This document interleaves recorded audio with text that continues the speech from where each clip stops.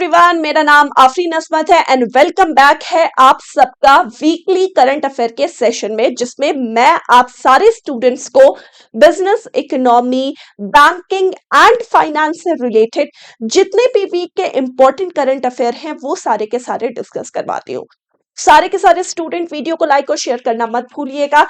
And अभी तक आप में से जितने स्टूडेंट ने इस चैनल को सब्सक्राइब नहीं किया है, guys please subscribe the channel and press the bell notification icon. चलिए स्टार्ट करते हैं हम आज की क्लास को और सबसे पहला करंट अफेयर देखते हैं। सबसे फर्स्ट हमारे लिए न्यूज क्या है।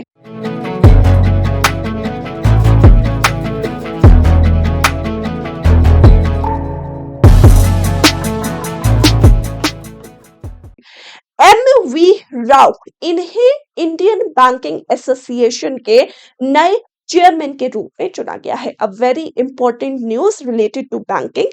तो इंडियन बैंकिंग एसोसिएशन जिसकी स्थापना 1946 में करी गई। अगर हम इसके चेयरमैन की बात करते हैं, राज किरण राय इसके प्रीवियस चेयरमैन है।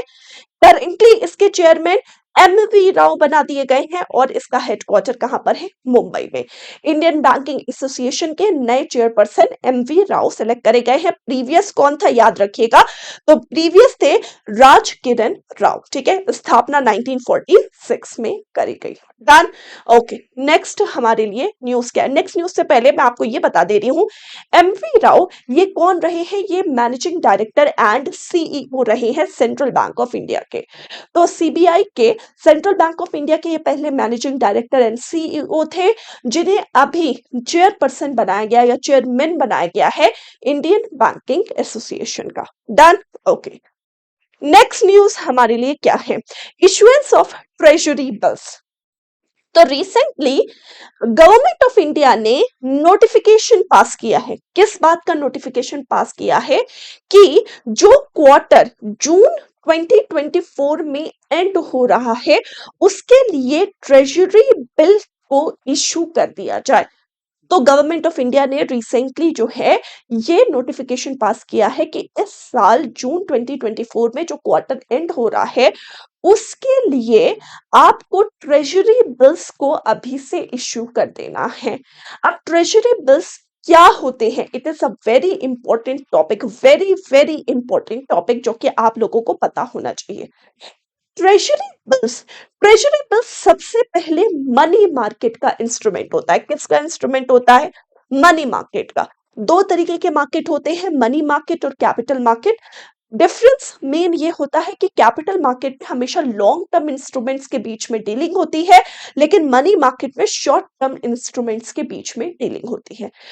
ट्रेजरी बिल हमेशा एक शॉर्ट टर्म इंस्ट्रूमेंट है जो कि सरकार के द्वारा इश्यू किया जाता है। ठीक है, ये एक शॉर्ट टर्म डेट इंस्ट्रूमेंट है। डेट इंस्ट्रूमेंट यानी समझ लो एक पीस ऑफ पेपर है। ठीक है, सरकार at the time of receiving date, यानी अगर सरकार को कर्जा लेना होता है तो सरकार जो है ट्रेजरी बिल को इश्यू करती है और उसके बिहाफ में मनी को कलेक्ट करती है। ठीक है, तो ये सरकार के द्वारा इश्यू होता है और it is a short term debt instrument. और कौन से मार्केट का इंस्ट्रूमेंट है? तो it is a money market instrument. Clear है? इसकी मैच्योरिटी पीरियड क्या क्या है? तो इसकी 3 मैच्योरिटीज पीरियड होती हैं। 91 डेज के लिए भी हो सकता है, इसके अलावा 182 डेज के लिए भी हो सकता है और 364 डेज के लिए भी हो सकता है। याद रखिएगा, इसमें किसी भी तरीके का कोई इंटरेस्ट नहीं मिलता है, कोई भी इंटरेस्ट पे नहीं होता है। ये हमेशा डिस्काउंट में इश्यू करा जाता है और रिडीम करा जाता है पार में। फॉर एग्जाम्पल मैंने यहां पर लिखा है। फॉर एग्जाम्पल मान लो एक 100 रुपए का ट्रेजरी बिल है। क्या है? एक 100 रुपए का ट्रेजरी बिल है। अब इसको डिस्काउंट में इश्यू किया जाएगा, यानी इसका जो इश्यू प्राइस होगा वो कितना होगा? 95। यानी खरीदने वाला 95 में खरीदेगा। कोई भी खरीद सकता है, कोई इंडस्ट्री, कॉर्पोरेट, बैंक, कोई भी खरीद सकता है। कोई भी तरीके का बैंक ने मान लो ये ट्रेजरी बिल सरकार से खरीदा, सरकार ने 100 रुपए का ट्रेजरी बिल दिखाया, उसकी फेस वैल्यू 100 रुपए है। मान लो आरबीआई को पैसों की जरूरत है, आरबीआई ने जाके गवर्नमेंट से ये ट्रेजरी बिल खरीदा, कितने में? डिस्काउंट पे, मान लो 95 रुपीज में खरीदा, ठीक है, तो 95 रुपीज उसने सरकार को दिए और ये 100 रुपए का ट्रेजरी बिल खरीद लिया।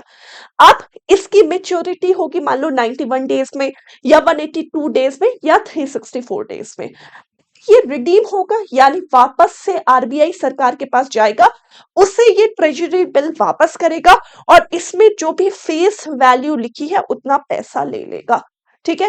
तो शॉर्ट टर्म के लिए एक तरीके से क्या दिया है?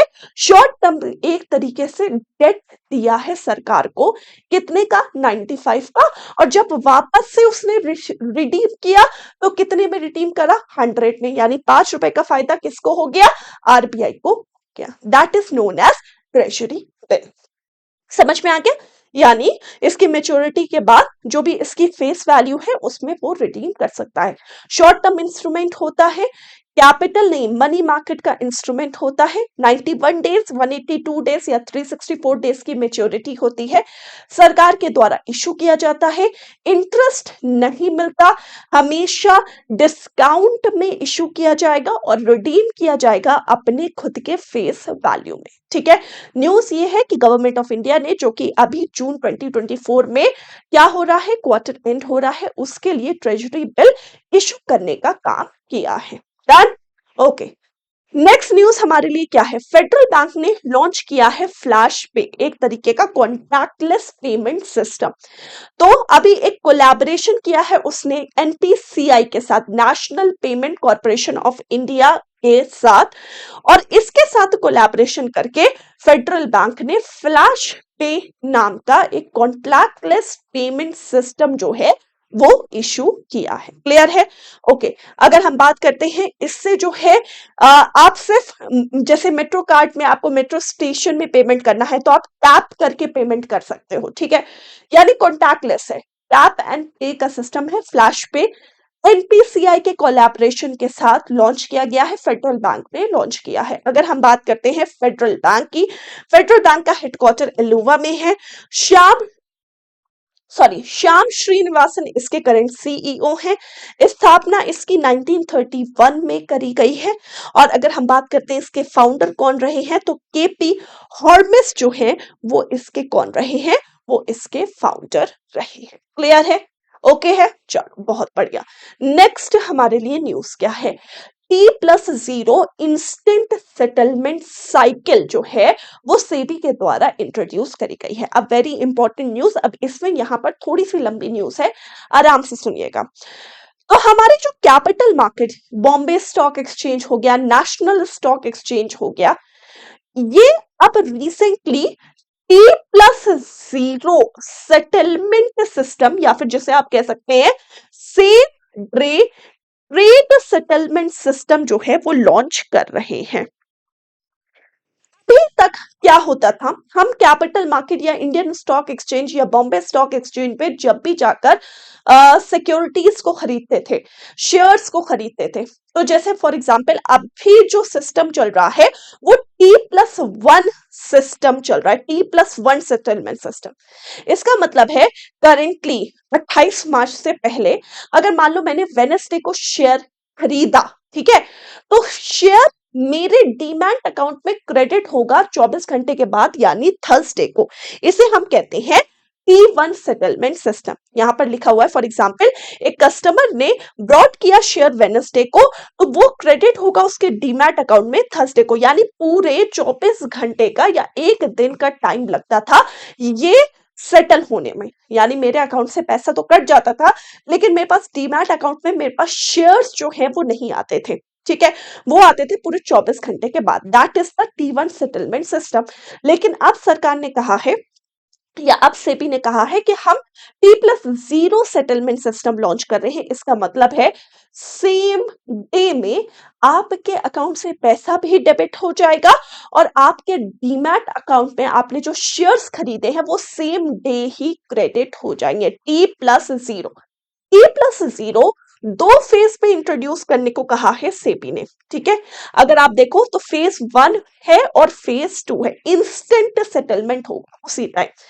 फेज 1 में जो ट्रेड होगा 1:30 तक, यानी आपने 1:30 से पहले पहले जितनी भी ट्रेडिंग करी है शेयर मार्केट में, आपके शेयर्स डीमैट अकाउंट में उसी दिन 4:30 तक क्या हो जाएंगे, क्रेडिट हो जाएंगे, ठीक है। फेज 2 में आप ट्रेडिंग कैरीड आउट कर सकते हो 3:30 तक, और वो उसी दिन 4:30 तक आपके डीमैट अकाउंट पे आ जाएंगे, ठीक है। तो अभी करेंटली हमारे अकाउंट से पैसा जब डेबिट होता था और उसके बाद हमारे अकाउंट, डीमैट अकाउंट जिससे हम शेयर्स खरीदते हैं, उसमें लगभग 24 घंटे के बाद ही आते थे शेयर्स, दिखाते थे, शो करते थे। लेकिन अब T+0 साइकिल 2 फेज में इंट्रोड्यूस करी गई है। 1:30 तक आप जो भी ट्रांजैक्शन करोगे फेज 1 में, उसका आप सेम डे ही 4:30 तक आपके डीमैट अकाउंट में आपके शेयर्स शो करने लगेंगे। और फेज 2 में आप ट्रेडिंग 3:30 तक करोगे, सेम डे 4:30 तक आपके अकाउंट में, डीमैट अकाउंट में शेयर शो करेंगे। क्लियर है? तो 28 मार्च के बाद से T+0 साइकिल सेबी के द्वारा इंट्रोड्यूस करी गई है इंडियन नेशनल स्टॉक एक्सचेंज और बॉम्बे स्टॉक एक्सचेंज में। क्लियर है? ओके, चलो नेक्स्ट, निधु सक्सेना, इन्हें अपॉइंट किया गया है बैंक ऑफ महाराष्ट्र की managing director and chief executive officer. काफी इंपॉर्टेंट न्यूज है, अगेन अपॉइंटमेंट से रिलेटेड है। तो रिसेंटली सेंट्रल गवर्नमेंट ने अप्रूवल दी है निधु सक्सेना को as the MD and CEO of bank of Maharashtra. 3 साल के लिए यह अपॉइंटमेंट करी गई है, जो कि 27 मार्च 2024 से स्टार्ट कर दी गई है। नेक्स्ट, बैंक ऑफ महाराष्ट्र, इसकी स्थापना जो है वो 1935 में करी गई। इसका हेडक्वार्टर पुणे महाराष्ट्र में है।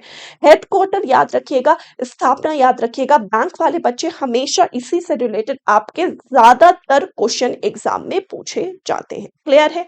ओके, नेक्स्ट हमारे लिए न्यूज क्या है, प्लीज ध्यान से देखिएगा। इंटरनेशनल लेबर ऑर्गेनाइजेशन ILO और इंस्टीट्यूट ऑफ ह्यूमन डेवलपमेंट ने मिलकर इंडिया एम्प्लॉयमेंट रिपोर्ट 2024 पब्लिश करी है। सबसे पहला क्वेश्चन आपसे यही पूछा जा सकता है कि इंडिया एम्प्लॉयमेंट रिपोर्ट 2024 किसके द्वारा पब्लिश करी जाती है?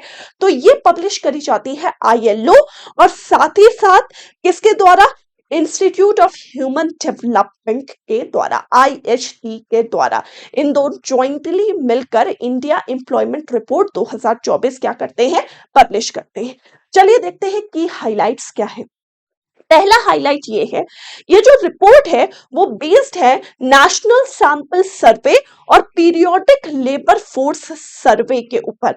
यानी 2000 से इन ईयर 2000 और 2022 के बीच में हमारे पास जो भी डेटा अवेलेबल है, नेशनल सैंपल सर्वे ऑफिस और पीरियोडिक लेबर फोर्स का, उन्हीं के आधार पर ये नेशनल एम्प्लॉयमेंट रिपोर्ट 2024 पब्लिश करी गई है।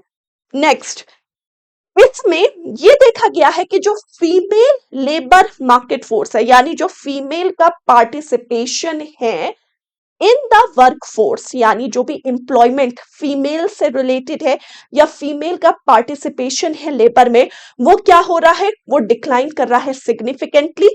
लेकिन रूरल यानी गांव के क्षेत्र में ये अपवर्ड ट्रेंड दिखा रहा है। तो यहां पर 2 पॉइंट्स हैं।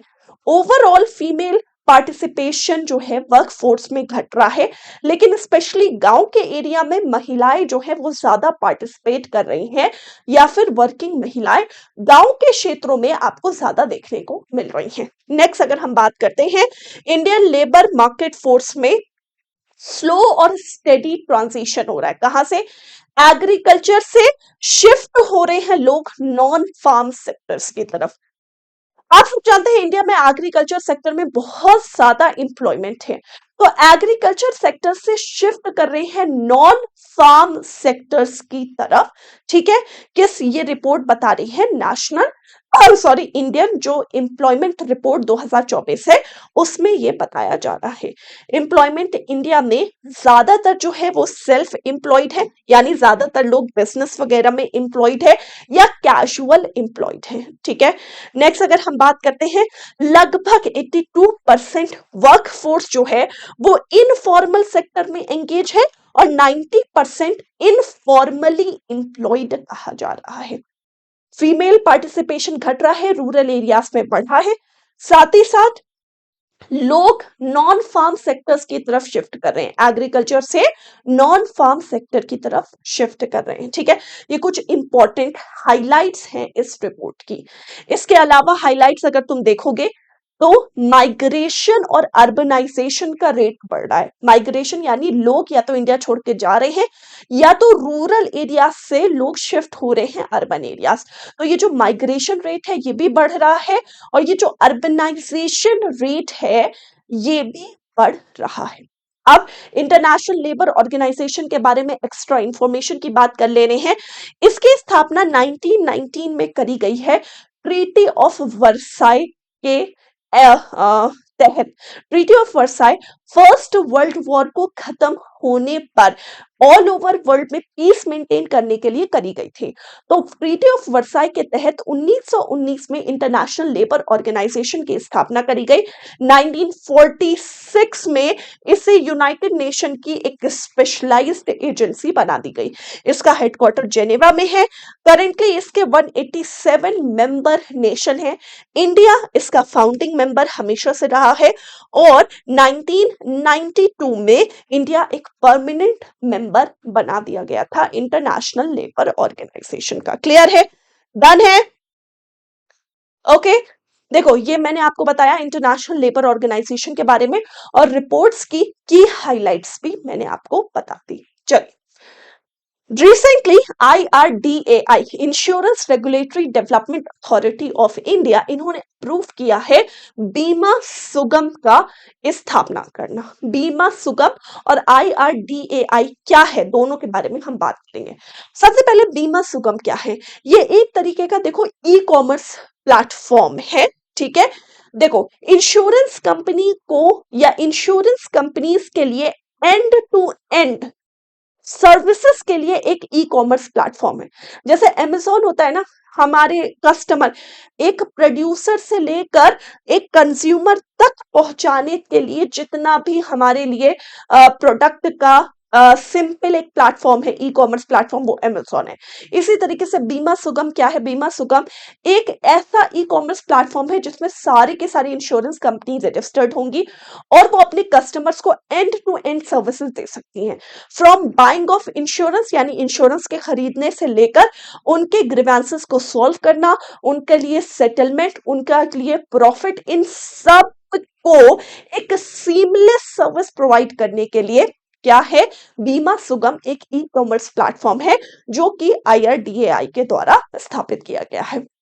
IRDA ये एक इंश्योरेंस रेगुलेटरी डेवलपमेंट अथॉरिटी है इंडिया की, जिसके अंदर सारे इंश्योरेंस कंपनीज आते हैं। यानी एक तरीके से ये इंश्योरेंस कंपनी का रेगुलेटर है हमारे इंडिया में। अगर हम बात करते हैं, इसके चेयरपर्सन देबाशीष पांडे हैं। अगर हम स्थापना की बात करते हैं तो 1999 में IRDAI की स्थापना, इसका हेडक्वार्टर कहां पर है? हैदराबाद में इसका हेडक्वार्टर है। क्लियर है?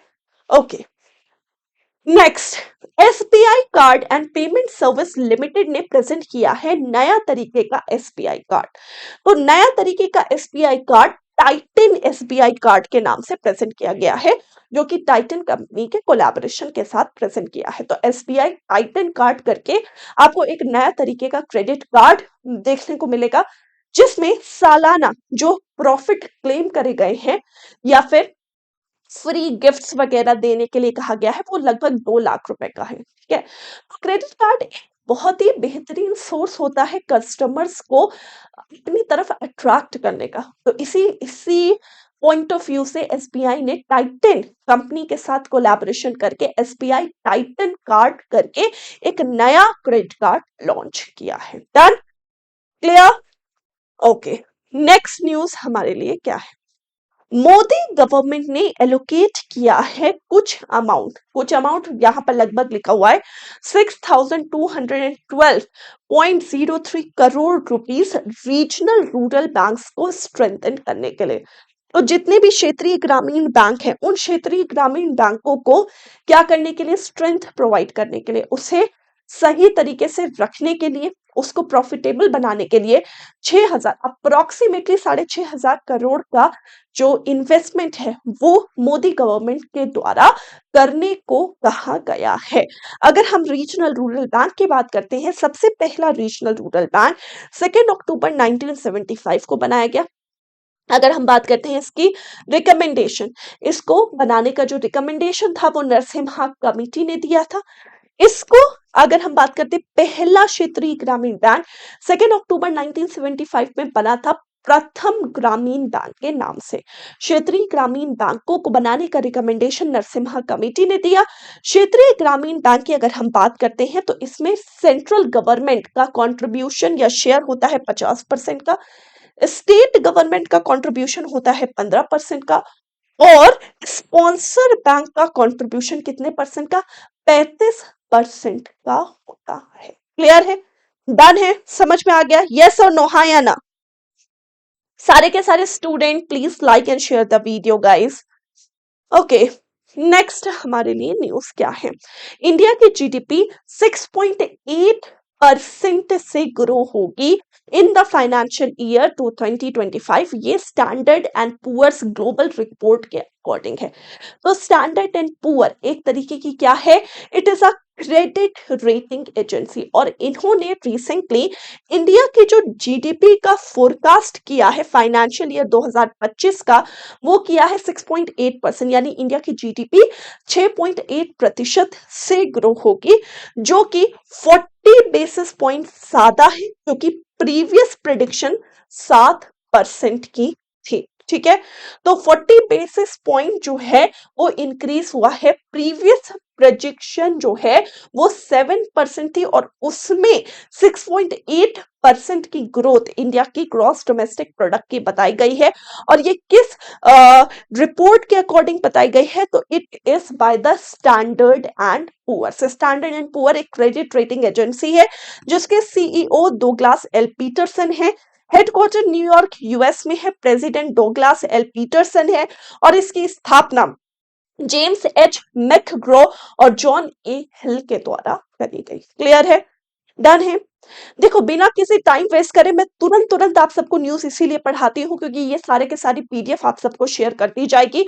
आपको सिर्फ पता होना चाहिए कि इस समय न्यूज में चल क्या रहा है। ठीक है, ओके, नेक्स्ट न्यूज हमारे लिए क्या है। आरबीआई ने इंपोज किया है मॉनेटरी पेनल्टीज 5 कोऑपरेटिव बैंक्स के ऊपर। तो रिसेंटली वो 5 कोऑपरेटिव बैंक कौन कौन से हैं ये नाम लिखा हुआ है। एक है नवसर्जन इंडस्ट्रियल कोऑपरेटिव बैंक, ठीक है, इसके अलावा मेहसाना जिला पंचायत कर्मचारी cooperative bank, Halol urban cooperative bank, Halol urban cooperative bank के साथ साथ स्तंभद्री कोऑपरेटिव अर्बन बैंक, और सुब्रमणी नगर कोऑपरेटिव बैंक। तो ये 5 कोऑपरेटिव बैंक के ऊपर सरकार ने क्या करी है, सरकार ने नहीं बल्कि आरबीआई ने पेनल्टीज लगाई है। क्यों? क्योंकि इन्होंने अपने कस्टमर्स के जो ग्रीवेंसेस हैं उनको सॉल्व नहीं किया है, तो कस्टमर के क्वेश्चंस का जवाब नहीं दिया है, ट्रांजैक्शन सही तरीके से फुलफिल नहीं करे हैं, जिसकी वजह से आरबीआई ने इनके ऊपर मॉनेटरी पेनल्टीज लगाई है। लगभग कितने की वो तो यहाँ पर लिखा नहीं है, लेकिन 5 कोऑपरेटिव बैंक के ऊपर लगाई है। RBI reserve bank of India, सब जानते हैं, इसकी स्थापना 1935 में करी गई in accordance with RBI act 1934। ठीक है, जॉन हिल्टन यंग कमीशन के द्वारा इसका रिकमेंडेशन दिया गया था 1926 में। Clear, done, okay. Next news, LIC world के स्ट्रॉन्गेस्ट इंश्योरेंस ब्रांड बन चुका है करेंटली। तो life insurance corporation of India सबसे बड़ा इंश्योरेंस ब्रांड बन चुका है, नॉट ओनली इन इंडिया बल्कि पूरे विश्व का स्ट्रॉन्गेस्ट ब्रांड बन चुका है। ये लेटेस्ट ब्रांड फाइनेंस इंश्योरेंस 100 2024 के रिपोर्ट के अकॉर्डिंग बताया गया है। और LIC की जो एक ब्रांड वैल्यू बताई गई है वो 816 बिलियन की बताई गई है, 816 बिलियन रुपए की बताई गई है। LIC की बात करते हैं, चेयरपर्सन सिद्धार्थ मोहंती है। इसका हेडक्वार्टर मुंबई में है। स्थापना सरकार के द्वारा करी गई, 1956 में करी गई। सरकार इसमें 96.5% का शेयर होल्ड करता है। क्लियर है? तो it is the strongest insurance company not only in India but all over the world. Clear है? ओके, नेक्स्ट न्यूज हमारे लिए क्या है, प्लीज ध्यान से देखिएगा। सॉरी, ओके, नेक्स्ट न्यूज हम देखेंगे। Next news is Morgan Stanley ने रेज किया इंडिया की जीडीपी फोरकास्ट टू 6.8%। ठीक है, स्टैंडर्ड एंड पुअर्स ने भी जीडीपी फोरकास्ट को रेज किया है। और इसके बाद मॉर्गन स्टैनले, ये एक और क्रेडिट रेटिंग एजेंसी है जिसने इंडिया का जीडीपी फोरकास्ट जो है वो बढ़ाकर 6.8% कर दिया गया है। ये दोनों न्यूज अलग अलग क्यों है? क्योंकि आपको दोनों क्रेडिट रेटिंग एजेंसी के बारे में पता होना चाहिए। अगर हम मॉर्गन स्टैनली की बात करते हैं, सीईओ टेड पिक है, 1935 में इसकी स्थापना हैरी स्टोगिस मॉर्गन, हेरोल्ड स्टैनली और डीन जे राइटर के द्वारा इसकी स्थापना करी गई। प्रेसिडेंट करेंटली टेड पिक और एंडी स्टेपरस्टीन है और इसकी हेडक्वार्टर कहां पर है? न्यूयॉर्क, यूएस में इसका हेडक्वार्टर है। तो याद रखिएगा, क्रेडिट रेटिंग एजेंसीज जो है काफी इंपॉर्टेंट होता है क्योंकि क्रेडिट रेटिंग एजेंसी से रिलेटेड भी आपके एग्जाम में क्वेश्चंस पूछे जाते हैं। अलग अलग क्रेडिट रेटिंग एजेंसीज जो भी न्यूज में आ रही हैं उनके स्टैटिक पोर्शन आपको पता होना जरूरी है। नेक्स्ट, एनटीपीसी, ये हमारा लास्ट न्यूज है। एनटीपीसी ने सिक्योर किया है 200 मिलियन यूएसडी यानी यूनाइटेड स्टेट्स डॉलर का लोन जेबीआईसी से रिन्यूएबल प्रोजेक्ट के लिए। जेबीआईसी क्या है? It is Japan bank for international cooperation. तो जेबीआईसी से एनटीपीसी ने लगभग जो है 200 मिलियन डॉलर का लोन सिक्योर किया है रिन्यूएबल प्रोजेक्ट्स के लिए। ठीक है, बात करते हैं एनटीपीसी, इसकी हेडक्वार्टर न्यू दिल्ली में है। सीईओ गुरदीप सिंह है। 1975 में स्थापना हुई, सरकार के द्वारा स्थापना हुई। इसे पहले नेशनल थर्मल पावर कॉर्पोरेशन के नाम से जाना जाता था। क्लियर है? डन, सॉरी, डन है। ओके, तो गाइस ये सारी न्यूज आप लोगों के लिए इंपॉर्टेंट थी। आज हमने काफी इंपॉर्टेंट न्यूज डिस्कस करी और उसमें स्टैटिक पोर्शन भी मैंने बहुत सारा डाला, जैसे कि आपको मैंने ट्रेजरी बिल्स के बारे में बताया। ठीक है, आपको मैंने T+0 ट्रांजैक्शन या T+1 ट्रांजैक्शन जो कि हमारी कैपिटल मार्केट में होता है उसके बारे में बताया। ठीक है, तो ये सारी न्यूज आपके लिए इंपॉर्टेंट होती है, साथ ही साथ ये बैंकिंग अवेयरनेस भी आपके लिए इंपॉर्टेंट है। देखो, बैंकिंग अवेयरनेस के मैं सेशन हर ट्यूसडे और हर थर्सडे शाम को 7 बजे लेकर आती हूँ। तो इन केस अगर आपने अभी तक बैंकिंग अवेयरनेस के सेशंस नहीं देखे हैं तो go to the playlist section, वहां पर banking awareness by Afreen Azmat करके लिखा हुआ है। वो प्लेलिस्ट में आप जाके मेरे सारे बैंकिंग अवेयरनेस के वीडियोस चेकआउट कर सकते हो। मनी एंड बैंकिंग से रिलेटेड अभी मैंने टॉपिक्स पढ़ाए हैं और उससे रिलेटेड प्रैक्टिस सेशन भी करवाया है। Every Tuesday, every Thursday at 7 PM, साथ ही साथ हर संडे को 7 बजे मैं आप सबको वीकली करंट अफेयर का सेशन लेकर आती हूं जिसमें सिर्फ बैंकिंग, इकोनॉमी, फाइनेंस और बिजनेस से रिलेटेड न्यूज होती है। ठीक है, and thank you so much everyone for such a positive and good response. ठीक है, मिलती हूं आप सबसे नेक्स्ट वीडियो में। Till then take care guys, bye bye everyone, take care बेटा, बाय।